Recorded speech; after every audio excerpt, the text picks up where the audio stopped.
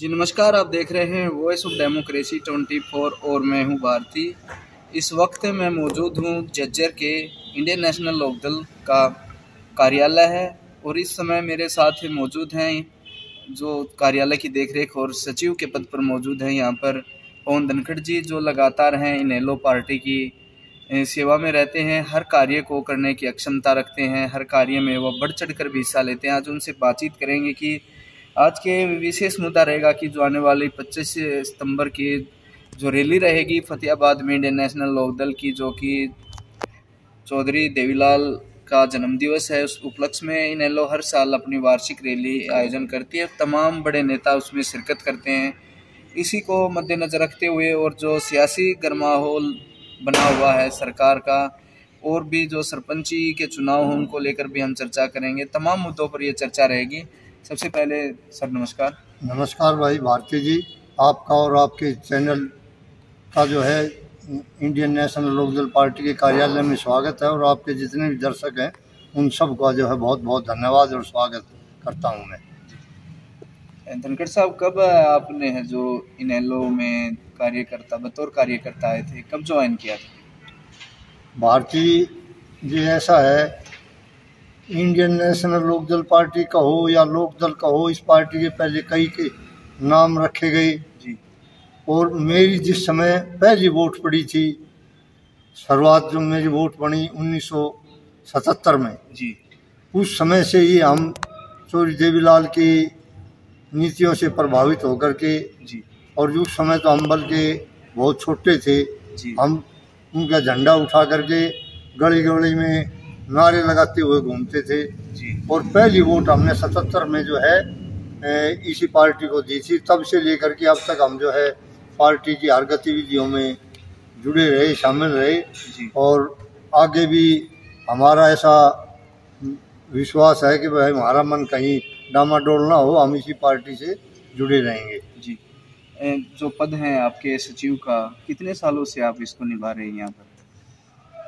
2000 से पहले जी, 91 से 2000 तक मैं जो है झज्जर हल्के का लोकदल पार्टी या उस समय समाजवादी जनता पार्टी नाम था इसका, जी, तो मैं हल्के का प्रधान रहा लगभग 9 या 10 साल। जी, और उसके बाद अब मैं लगभग जो है 5 साल से इस दफ्तर को की जिम्मेवारी मेरे को पार्टी ने दी हुई है और मैं कार्यालय प्रभारी का हो या सचिव का हो, इसको मैं संभाल रहा हूँ लगभग 5 साल से।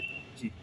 अब जो सरकार की मंशा है वो चुनाव को लेकर कभी पीछे जा रही है, कभी आगे आ रही है। कल होने वाले थे, उनको भी स्थगित कर दिया है, रोक दिया गया है। उसको लेकर आप क्या मानते हैं, जो जिला परिषद के चुनाव होने थे?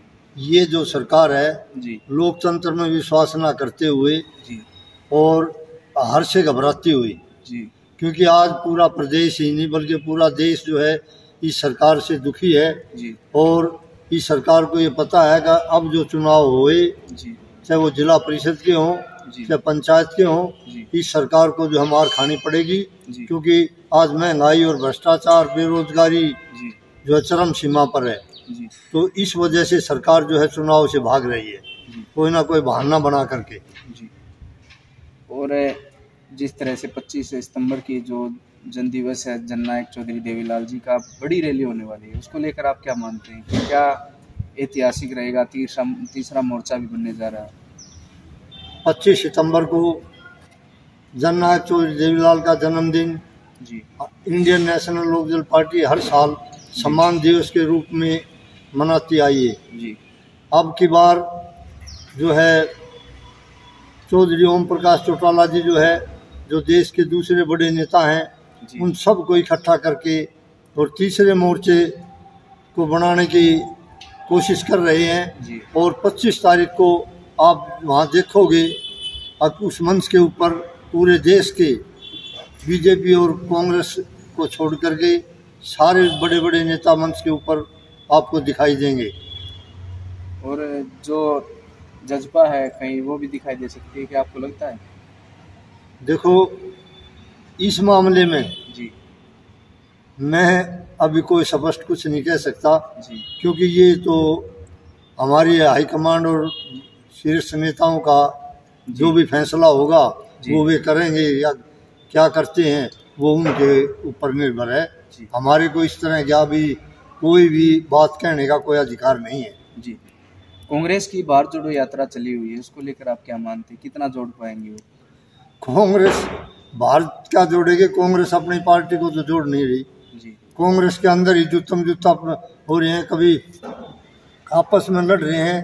पहले जो है कुलदीप से लड़ रहे थे, अब कुलदीप बाहर गया तो अब ये शैलजार हुड्डा लड़ रहे हैं।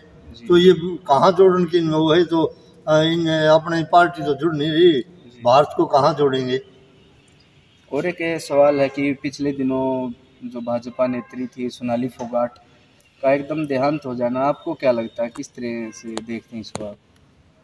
देखो, मानवता के नाते ये जो मर्डर हुआ या करया कुछ भी हुआ, मैं इसकी जो है वैसे निंदा करता हूँ। अब ये जो है ऐसी घिनौनी हरकत नहीं होनी चाहिए जी। वो मर्डर किया या क्या हुआ ये तो परमात्मा जाने, या उसके जो साथ के जो आदमी थे वे जाने। बाकी ये एक निंदनीय घटना है जी।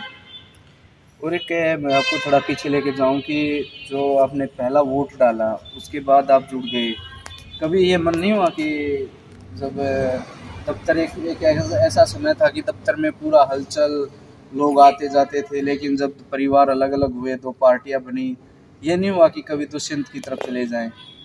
ये बिल्कुल सही बात है। अग एक समय तो ऐसा था, अग यहाँ बिल्कुल बहुत ज्यादा भीड़ रहती थी, बैठने तक की जगह नहीं थी। हाँ, भीड़ लगी रहती थी। बाकी फिर ये जो पार्टी का बिखराव हुआ जी, उसमें कुछ समय के लिए सुनसान सा भी हुआ दफ्तर, लेकिन हमने फिर भी आना जाना नहीं छोड़ा। हमने दफ्तर को सुचारू रूप से चलाया। सुबह आकर के इसको दफ्तर को खोलते, शाम तक जो है बैठे रहते। लेकिन ये चौधरी देवीलाल का लगाया हुआ पौधा है इंडियन नेशनल लोकदल पार्टी, नेताओं की नर्सरी भी मानते हैं। हाँ, ये जो है नेताओं की नर्सरी है। इससे बहुत नेता पैदा हुए और बाहर बहुत जाते रहे आते रहे। तो हमने इस चीज से कोई मायूसी नहीं हुई। हमें पता है भाई ये दुनिया जाते रहेंगे, नए नेता बन जाएंगे। और इस तरह के झटके पहले भी कई बार लगे हैं, तो देवीलाल के टाइम भी लगे, चौटाला साहब के समय भी लगे। लेकिन आज फिर हम गांव में जैसे जाते हैं तो लोगों में इस बात की आज चर्चा हो चुकी है। अभी आने वाला समय इंडियन नेशनल लोकदल पार्टी का होगा, चौरिया बहसिंह इस प्रदेश के मुख्यमंत्री होंगे।